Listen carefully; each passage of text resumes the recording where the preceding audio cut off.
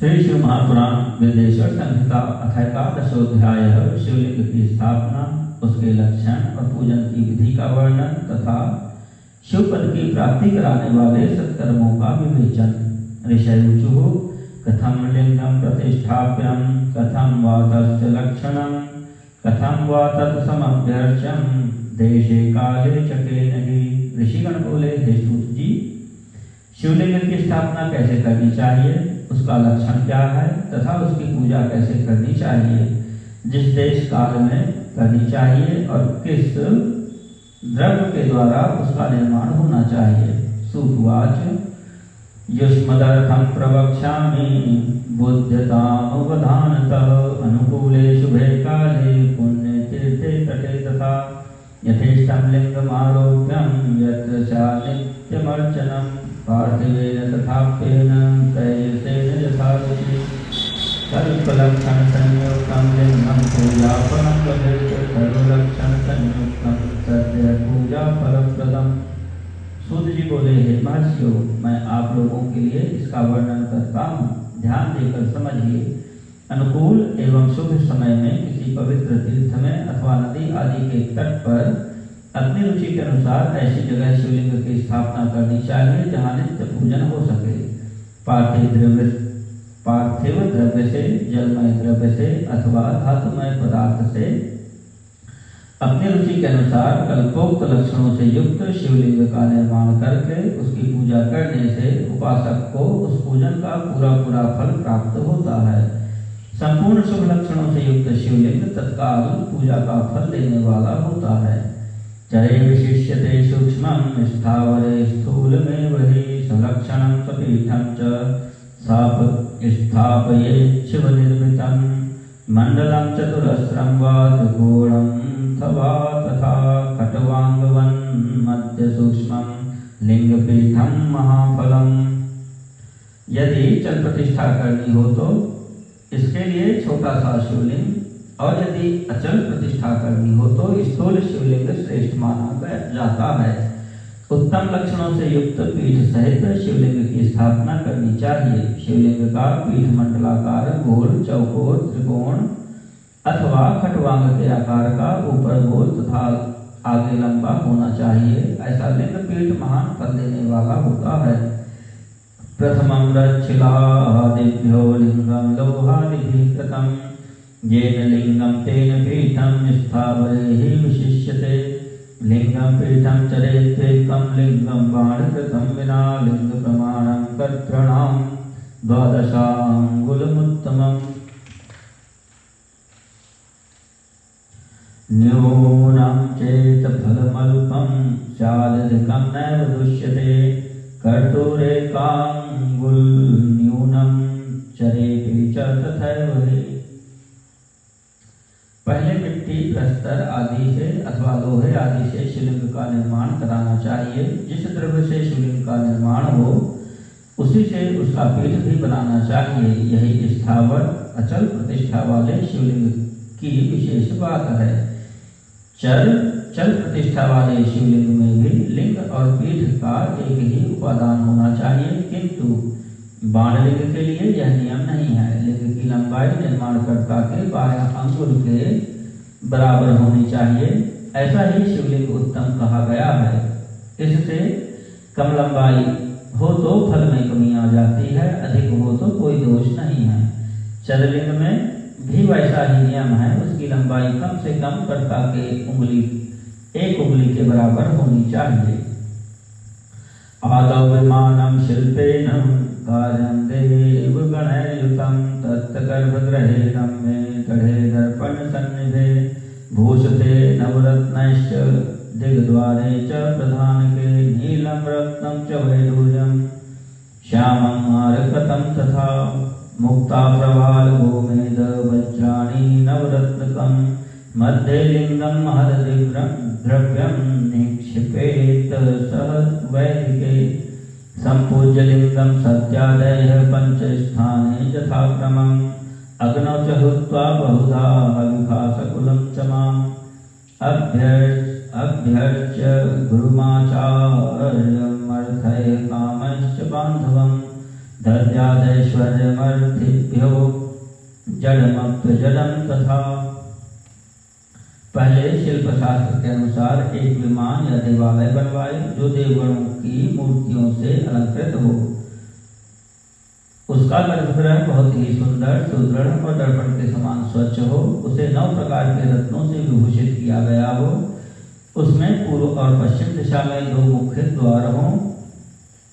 जहाँ शिवलिंग की स्थापना करनी हो उस स्थान के गर्त में नीलम, लाल रत्न, वैदूर्य, श्याम रत्न, मरकत, मोती, मूंगा, गोमेद और हीरा, इन 9 रत्नों को तथा अन्य महत्वपूर्ण द्रव्यों को वैदिक मंत्रों के साथ छोड़े। सत्यजात आदि 5 वैदिक मंत्रों द्वारा शिवलिंग का 5 स्थानों में क्रमशः पूजन करके अग्नि में हविष्य की अनेक आहुतियां दे और परिवार सहित मेरी पूजा करके गुरु स्वरूप आचार्य को धन तथा भाई बंधुओं को अभिलषित वस्तुओं से संतुष्ट करे। याचकों को जड़, सुवर्ण, ग्रह एवं भू संपत्ति तथा चेतन, गौ आदि वैभव प्रदान करे।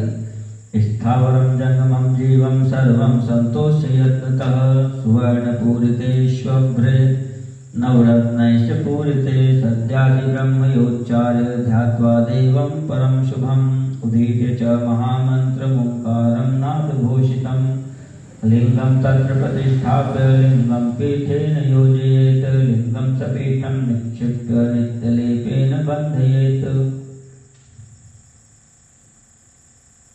स्थावर जंगम सभी जीवों को यत्न पूर्वक संतुष्ट करके एक गड्ढे में स्वर्ण तथा 9 प्रकार के रत्न भरकर सद्योजात आदि वैदिक मंत्रों का उच्चारण करके परम कल्याणकारी महादेव जी का ध्यान करे। तत्पश्चात नाद घोष से युक्त महामंत्र ओंकार का उच्चारण करके उक्त गड्ढे में शिवलिंग की स्थापना करके उसे पीठ से संयुक्त करे। इस प्रकार पीठ युक्त लिंग की स्थापना करके उसे नित्य लेप दीर्घ काल तक टिके रहने वाले मसाले से जोड़कर स्थित करे।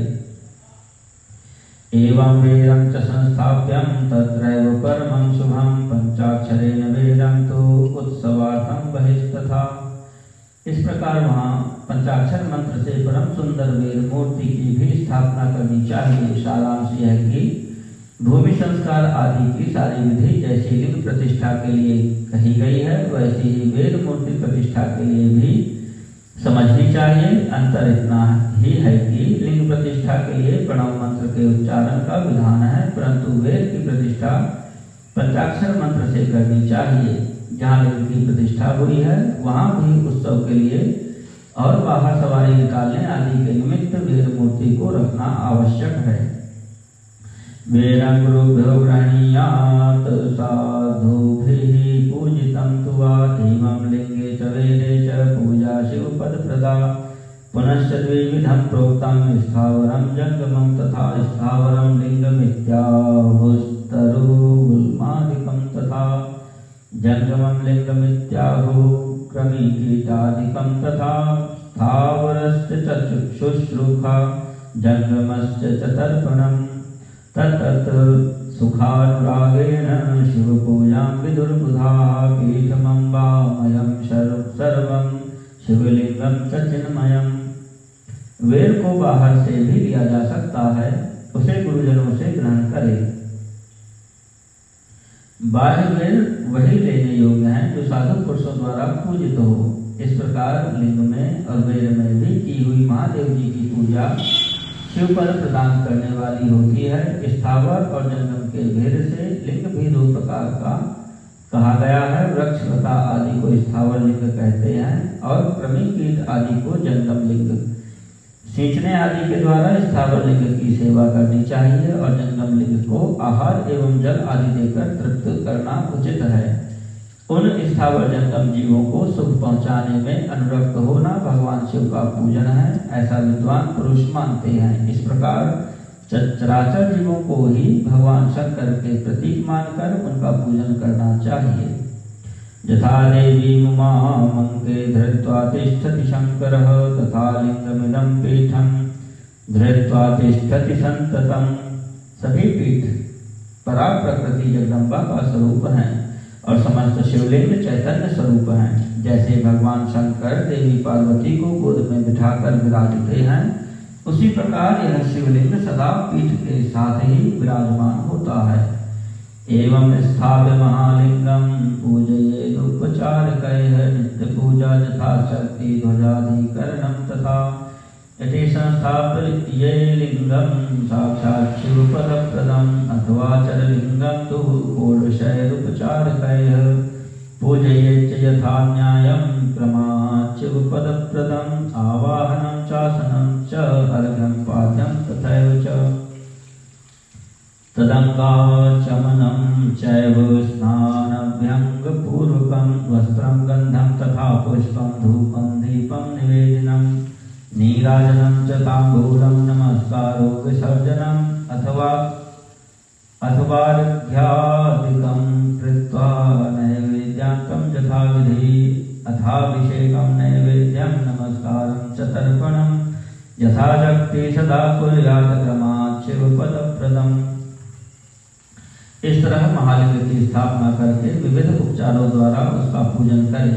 अपनी शक्ति के अनुसार नित्य पूजा करनी चाहिए तथा देवालय के पास ध्वजारोपण आदि करना चाहिए। इस प्रकार साक्षात शिव का पद प्रदान करने वाले लिंग की स्थापना करे अथवा चरलिंग में षोडोपचारों द्वारा यथोचित रीत से क्रमशः पूजन करे। यह पूजन भी शिव पद प्रदान करने वाला है। आवाहन, आसन, अर्घ्य, पाद्य, पाद्यांग, आचमन, अभ्यंग पूर्वक स्नान, वस्त्र, गंध, पुष्प, धूप, दीप, नैवेद्य, तांबूल समर्पण, नीराजन, नमस्कार और विसर्जन, ये 16 उपचार हैं। अथवा अर्घ से लेकर नैवेद्य तक विधिवत पूजन करे। अभिषेक, नैवेद्य, नमस्कार और तर्पण ये सब यथाशक्ति नित्य करे। इस तरह किया हुआ शिव का पूजन शिव पद की प्राप्ति कराने वाला होता है। अथवा मानुषे लिंगे प्यार्षे दैवे स्वयं भुवि स्थापिते पुरुषे लिंगे सोपचारं यथा तथा पूजोपकरणे दत्ते यत् किंचित् फलमश्नुते प्रदक्षिणा नमस्कारैः क्रमात् शिवपदप्रदम् लिंगदर्शनमात्रं वा नियमेन शिवप्रदम् मतपृष्ठघोषकृतपुष्पैः करवीरेण वा फलैः गुणेन नवनीतेन भस्मनानैर्यथा रुचि लिंगं यत्नेन कृत्वान्ते यजेत् तदनुसारतः। अथवा किसी मनुष्य के द्वारा स्थापित शिवलिंग में, ऋषियों द्वारा स्थापित शिवलिंग में, देवताओं द्वारा स्थापित शिवलिंग में, अपने आप प्रकट हुए स्वयंभू लिंग में तथा अपने द्वारा नूतन स्थापित हुए शिवलिंग में भी उपचार समर्पण पूर्वक जैसे तैसे पूजन करने से या पूजन की सामग्री देने से भी मनुष्य ऊपर जो कुछ कहा गया है वह सारा फल प्राप्त कर लेता है। क्रमशः परिक्रमा और नमस्कार करने से भी शिवलिंग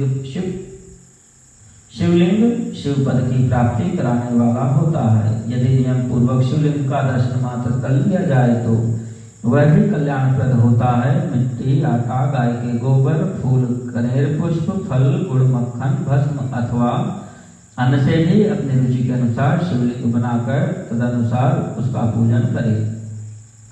अंगुष्ठादावपि तथा पूजा मिच्छन्ति केचन लिंग कर्मणि सर्वत्र निषेधोस्ति न करिचित् सर्वत्र फलदाता हि प्रयासानुगुणं शिवः अथवा लिंगदानं वा लिंगमौल्यं थापि वा श्रद्धया शिवभक्ताय दत्तं शिवपदप्रदम् अथवा प्रणवं नित्यं जपेत् 10,000 कुछ लोग हाथ के अंगूठे आदि पर भी पूजा करना चाहते हैं। लिंग का निर्माण कहीं भी करने में किसी प्रकार का निषेध नहीं है। भगवान शिव सर्वत्र ही भक्त के प्रयत्न के अनुसार फल प्रदान कर देते हैं। अथवा श्रद्धा पूर्वक शिव भक्त को शिवलिंग का दान या लिंग के मूल्य का दान करने से भी शिवलोक की प्राप्ति होती है। संध्यायोश्च सहस्रं वागेयं शिवपदप्रदं जपकाले मकारान्तं मनः शुद्धीकरं भवेत् समाधौ मानसं प्रोक्तमुपांशो सार्वकालिकं समान प्रणवं चैमं बिन्दुनादयुक्तं विदुः अथ पंचाक्षरं नित्यं जपेत् युतमादरात् संध्यायोश्च सहस्रं वा गेयं शिवपदप्रदम्। अथवा प्रतिदिन प्रतिदिन 10,000 प्रणव मंत्र का जप करे अथवा दोनों संध्याओं के समय 1,000 प्रणव का जप किया करे। यह क्रम भी शिव पद की प्राप्ति कराने वाला है, ऐसा जानना चाहिए। जप काल में मकारांत प्रणव का उच्चारण मन की शुद्धि करने वाला होता है। समाधि में मानसिक जप का विधान है तथा अन्य सब समय उपांशु मंत्राक्षरों का इतने धीरे स्वर में उच्चारण करे कि कोई दूसरा सुन ना सके, ऐसे जप को उपांशु कहते हैं। उपांशु जप ही करना चाहिए। नाद और बिंदु से युक्त ओंकार के उच्चारण को विद्वान पुरुष समान प्रणव कहते हैं। यदि प्रतिदिन आदर पूर्वक 10,000 पंचाक्षर मंत्र का जप किया जाए अथवा दोनों संध्याओं के समय 1,000 का ही जप किया जाए तो उसे शिव पद की प्राप्ति कराने वाला समझना चाहिए। प्रणवेनादि संयुक्तं ब्राह्मणानां विशिष्यते दीक्षायुक्तं गुरोर्ग्राह्यं मंत्रं यात फलाप्तये कुंभ स्नानं मंत्र दीक्षा मातृकान्यासमेव च ब्राह्मण सत्यभूतात्मा गुरुर्ज्ञानी विशिष्यते। ब्राह्मणों के लिए आदि में प्रणव से युक्त पंचाक्षर मंत्र अच्छा बताया गया है। फल की प्राप्ति के लिए दीक्षा पूर्वक गुरु से मंत्र ग्रहण करना चाहिए। कलश से किया हुआ स्नान, मंत्र की दीक्षा, मातृकाओं का न्यास, सत्य से पवित्र अंतःकरण वाला ब्राह्मण तथा ज्ञानी गुरु, इन सबको उत्तम माना गया है। द्विजानां च नमः पूर्वमन्येकां च नमोऽन्तकं स्त्रीणां च केचिदिच्छन्ति नमोऽन्तं च यथाविधि विप्रस्त्रीणां नमः पूर्वविदमिच्छन्ति केचन पंचकोटिजपं कृत्वा सदाशिवसमो भवेत् एकद्वित्रिचतुःकोट्या ब्रह्मादीनां पदं व्रजेत जपेदक्षरलक्षं वा अक्षराणां पृथक् पृथक् अथवाक्षरलक्षं वा ज्ञेयं शिवपदप्रदं सहस्रं तु सहस्राणां सहस्रेण दिनेन हि जपेन मंत्रादिष्टसिद्धिर्नित्यं ब्राह्मण भोजनात्। द्विजों के लिए नमः शिवाय के उच्चारण का विधान है। द्विजेतरों के लिए अंत में नमः पद के प्रयोग की विधि है, अर्थात वे शिवाय नमः इस मंत्र का उच्चारण करें। स्त्रियों के लिए भी कहीं कहीं विधि पूर्वक अंत में नमः जोड़कर उच्चारण का ही विधान है, अर्थात कोई कोई ऋषि ब्राह्मण की स्त्रियों के लिए नमः पूर्वक शिवाय के जप की अनुमति देते हैं, अर्थात वे नमः शिवाय का जप करें। पंचाक्षर मंत्र का 5 करोड़ जप करके मनुष्य भगवान सदाशिव के समान हो जाता है। 1, 2, 3 अथवा 4 करोड़ का जप करने से क्रमशः ब्रह्मा, विष्णु, रुद्र तथा महेश्वर का पद प्राप्त होता है। अथवा मंत्र में जितने अक्षर हैं उनका पृथक पृथक 1,00,000 जप करें अथवा समस्त अक्षरों का एक साथ ही जितने अक्षर हों उतने लाख जप करें। इस तरह के जप को शिव पद की प्राप्ति कराने वाला समझना चाहिए। यदि 1,000 दिनों में प्रतिदिन 1 सहस्त्र जप के क्रम से पंचाक्षर मंत्र का 10 लाख जप पूरा कर लिया जाए और प्रतिदिन ब्राह्मण भोजन कराया जाए तो उस मंत्र से अभीष्ट कार्य की सिद्धि होती है। अष्टोत्तर सहस्रं वै गायत्रीं प्रातरेव हि ब्राह्मणस्तु जपे नित्यं कमा शिवपदप्रदां वेदमन्त्रांश सूक्तानि जपेन नियममास्थितः। ब्राह्मण को चाहिए कि वह प्रतिदिन प्रातःकाल 1008 बार गायत्री का जप करे। ऐसा होने पर गायत्री क्रमशः शिव का पद प्रदान करने वाली होती है। वेद मंत्रों और वैदिक सूक्तों का भी नियम पूर्वक जप करना चाहिए। एकं दशार्ण मंत्रं च शतोनं च तदूर्ध्वकम् ऐकं च सहस्रं च शतमेकं विना भवेत्। एकाक्षर मंत्र 10,000, दशार्ण मंत्र 1,000, 100 से कम अक्षर वाले मंत्र 100 और उससे अधिक अक्षर वाले मंत्र यथाशक्ति 1 से अधिक बार जपने चाहिए। वेद पारायणं चैव गेयं शिवपदप्रदं अन्यान् बहुतरान् मंत्रान् जपेदक्षरलक्षतः। वेदों के परायण को भी शिवपद की प्राप्ति कराने वाला जानना चाहिए। अन्य जो बहुत से मंत्र हैं उनका भी जितने अक्षर हों उतने लाभ जप करना चाहिए। एकाक्षरां तथा मंत्रान् जपेत् अक्षर कोटितः ततः परम जपेत् चैव सहस्रम भक्ति पूर्वकम। एकाक्षर मंत्रों को उसी प्रकार करोड़ की संख्या में जपना चाहिए। अधिक अक्षर वाले मंत्र 1000 की संख्या में भक्ति पूर्वक जपने चाहिए।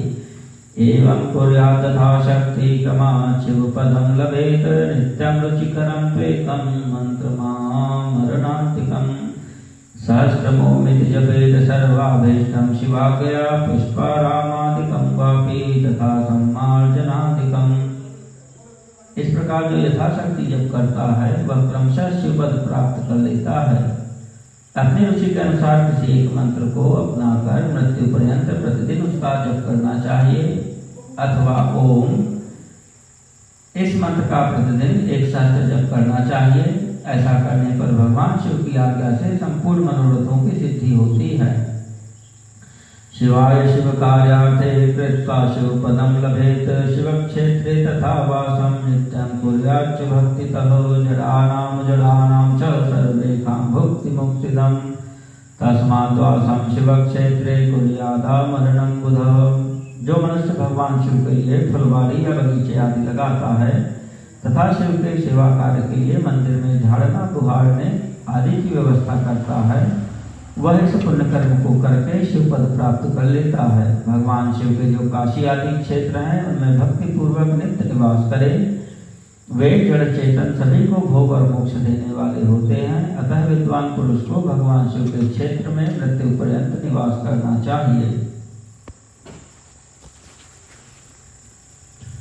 लिंगाधस्तशतं पुण्यं क्षेत्रे मानुषिके विदुः सहस्रारत्नी मात्रं तु पुण्यं क्षेत्रे तथाशके। दैवलिंगे तथा गेयं सहस्रारत्निमानतः धनुष्प्रमाण सहस्रं पुण्यं क्षेत्रे स्वयं भुवि। मनुष्यों द्वारा स्थापित शिवलिंग से चारों ओर 100 हाथ तक पुण्य क्षेत्र कहा गया है तथा ऋषियों द्वारा स्थापित शिवलिंग के चारों ओर 1000 हाथ तक पुण्य क्षेत्र होता है। इसी प्रकार देवताओं द्वारा स्थापित शिवलिंग के चारों ओर भी 1000 हाथ तक पुण्य क्षेत्र समझना चाहिए। स्वयं भूलिंग के चारों ओर तो 1000 धनुष 4000 हाथ तक पुण्य क्षेत्र होता है। पुण्यक्षेत्रे स्थिता वापि गोपाद्यं पुष्कराणि च शिव गंगेति विज्ञेयं शिवस्य वचनं यथा। तत्कृष्णात्वा तथा दत्त्वा जपेत्वा हि शिवं व्रजेत शिवक्षेत्रं समाश्रित्य वसेदामरणं तथा। द्वाहं दशाहं मानुष्यं वा सपिण्डीकरणं तु वा आप्तिकं वा शिवक्षेत्रे क्षेत्रे पिण्डमथापि वा। सर्वपाप विनिर्मुक्तः सद्य शिवपदं लभेत् अथवा सप्तरात्रं वसेत् वा पंचरात्रकम्। त्रिरात्रमेकरात्रं वा क्रमात् शिवपदं लभेत् स्ववर्णानुगुणं लोके स्वाचारात् प्राप्नुते नरः।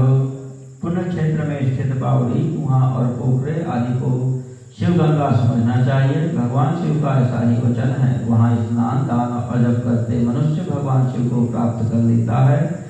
अतः मृत्यु पर्यंत शिव के क्षेत्र का आश्रय लेकर रहना चाहिए। जो शिव के क्षेत्र में अपने किसी व्रत संबंधी का दाह दशा मासिक श्राद्ध सपिंडीकरण अथवा वार्षिक श्राद्ध करता है अथवा कभी भी शिव के क्षेत्र में अपने पितरों को पिंड देता है वह तत्काल सब पापों से मुक्त हो जाता है। अंत में शिव पद पाता है। अथवा शिव के क्षेत्र में 7, 5, 3 या 1 ही रात निवास कर ले। ऐसा करने से भी क्रमशः शिवपद की प्राप्ति होती है। वर्णोद्धारेण भक्त्या च तत्फलातिशयं नरः सर्वं कृतं कामनया सद्यः फलं मुवाप्नुयात्। सर्वं कृतं कामेन साक्षात् शिवपदप्रदं प्रातर्मध्याह्न सायाह्नं हस्त्रीष्वेकतः क्रमात्।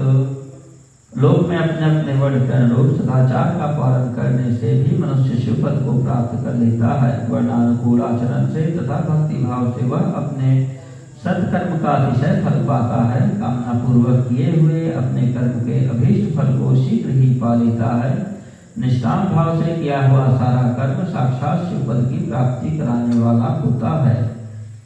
प्रातर्विधिकरं गेयं मध्याह्नं कामिकं तथा सायाह्नं शान्तिकं गेयं रात्रावपि तथैव हि कालो निशीथो वै प्रोक्तो मध्वयं निशि शिवपूजाभिषेकेण तत्काले भीष्टसिद्धिदा एवं ज्ञात्वा नरः कुर्वन् यथोक्तफलभाग् भवेत्। कलौ युगैभिषेकेण फलसिद्धिस्तु कर्मणा उक्तेन केनचिद्वापि ह्याधिकार विभेदतः सद्वृत्ते पापभीरुश्चेत् तत्फलमवाप्नुयात्। दिन के 3 विभाग होते हैं, प्रातः, मध्याह्न और सायाह्न। इन तीनों में क्रमशः एक एक प्रकार के कर्म का संपादन किया जाता है। प्रातः काल को शास्त्र विहित नित्य कर्म के अनुष्ठान का समय जानना चाहिए। मध्याह्न काल सकाम कर्म के लिए उपयोगी है तथा सायं काल शांति कर्म के लिए उपयुक्त है, ऐसा जानना चाहिए। इसी प्रकार रात्रि में भी समय का विभाजन किया गया है। रात्र के 4 प्रहरों में जो बीच के 2 प्रहर हैं उन्हें निषीध काल कहा गया है। विशेषतः उस काल में की हुई भगवान शिव की पूजा अभीष्ट फल को देने वाली होती है। ऐसा जानकर कर्म करने वाला मनुष्य यथोक्त फल का भागी होता है। विशेषतः कलयुग में कर्म से ही फल की सिद्धि होती है। अपने अपने अधिकार के अनुसार ऊपर कहे गए किसी भी कर्म के द्वारा शिवाराधन करने वाला पुरुष यदि सदाचारी है और पाप से डरता है तो वह उन कर्मों का पूरा फल अवश्य प्राप्त कर लेता है। ऋषयुचुः अथ क्षेत्राणि पुण्यानि समासात् कथस्यस्वनः सर्वा स्त्रियः यान्याश्रित्य पदं लभेत सूत योगी वरश्रेष्ठ शिवक्षेत्रागमास्तथा। ऋषिगण बोले, हे सूत जी, अब आप हमें पुण्य क्षेत्र बताइए जिनका आश्रय लेकर सभी स्त्री पुरुष शिव पद प्राप्त कर लें। हे सूत जी, हे योगी वरों में श्रेष्ठ शिव क्षेत्रों तथा शैवागमों शिव विषयक शास्त्रों का भी वर्णन कीजिए। सूतवाच श्रद्धया सर्व क्षेत्राणि च तदागमान्। सूत जी बोले, हे ऋषियों, सभी क्षेत्रों और आगमों का वर्णन श्रद्धा पूर्वक सुनिए। इति श्री शिव महापुराणे प्रथमायां विद्येश्वर संहितायां शिवलिंग पूजादि वर्णनम नाम 11 अध्यायः।